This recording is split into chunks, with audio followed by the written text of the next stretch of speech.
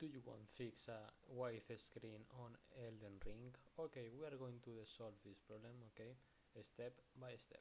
Okay, the first step for the solve this problem is you go to the Steam, okay, and okay, you go here, okay.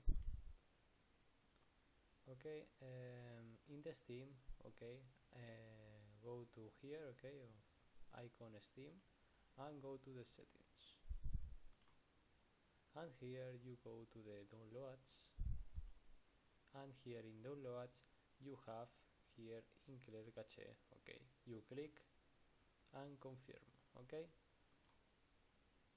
And the second step, you go to the library, and here you have Elden Ring, okay, and go to the properties, and here you put here, okay, in launch options full screen, okay, you put here this, and you go to the installed files, and you click to verify integrity of game files, okay, you click here, and you verifying files of Elden Ring, okay, and you okay solve the problem white screen.